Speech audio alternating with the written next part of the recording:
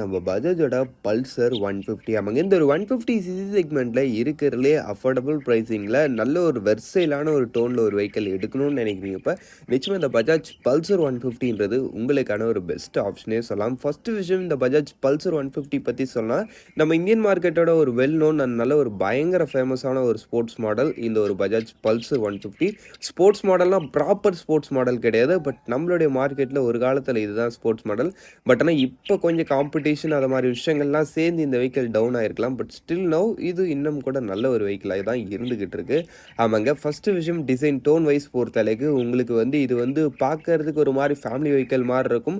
At the same டைமில் நல்ல ஒரு ஸ்போர்ட்டியரான ஒரு அப்பியரன்ஸும் கொடுக்கும். ஓவராலாக நல்ல ஒரு வெர்சைலான ஒரு டிசைன் டோன் எல்லா வித யூசேஜுக்கும் ஓரளவுக்கு நல்லாவே சூட் ஆகும். ஆமாங்க, அதுக்கு அடுத்த விஷயம் உங்களுக்கு ரிலீஸ் பண்ணிக்க இன்ஜின் ஒரு 149.5 சிசி சிங்கிள் சிலிண்டர் 4 ஸ்ட்ரோக் 2 வால்கான ஒரு ஏர் கூல்டு இன்ஜின் கொடுத்துருக்காங்க. இந்த இதனோட உங்களுக்கு ஒரு 5 ஸ்பீட் கியர் பாக்ஸ் தான், வெட் மல்டிபிளேட்ஸ் கிளச் தான். இந்த இதனுடைய பவர் ஃபிகர் வைஸ் பொறுத்தளவுக்குன்னு பண்ணாச்சுங்களா 13.86 பிஹெச்பி பவர் இருக்கும், 13.25 நியூட்டன் மீட்டர்ஸ் ஆஃப் டார்க்கும் ப்ரொடியூஸ் பண்ணுறது. டாப் ஸ்பீட் பொறுத்தளவுக்கு 110 km/h வரைக்கும் ரீச் பண்ண முடியுன்ற மாதிரி சொல்கிறாங்க. அதுக்கு அடுத்த விஷயம் உங்களுக்கு இந்த வெஹிக்கிளுடைய அந்த ஒரு மைலேஜ் பொறுத்தளவுக்கு பர் லிட்டருக்கு உங்களுக்கு 47 kmpl வரைக்கும் தருன்ற மாதிரி சொல்கிறாங்க.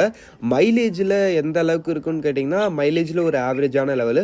பர்ஃபார்மன்ஸ் வைஸ் பொறுத்தளவுக்கு இந்த ஒரு 150 சிசி ஏர் கூல்டு செக்மெண்ட்டில் ஒரு நல்ல பர்ஃபார்மன்ஸை இந்த ஒரு வெஹிக்கிள் ப்ரொடியூஸ் பண்ணும். அதுக்கடுத்து பிரேக்கிங் செட்டப்பு ஃப்ரண்ட்டில் உங்களுக்கு டிஸ்பிளே கொடுக்குறாங்க, பின்னாடி ட்ரம் ஆர்டர்ஸ்க்குன்ற ஆப்ஷன்ஸ் கொடுக்குறாங்க. நீங்கள் எது எடுத்தாலும் சிங்கிள் சேனை பேஸ் தான். வண்டியோட total weight 148 kg, seat 785 mm கிட்ட வரைக்கும் போகிறது.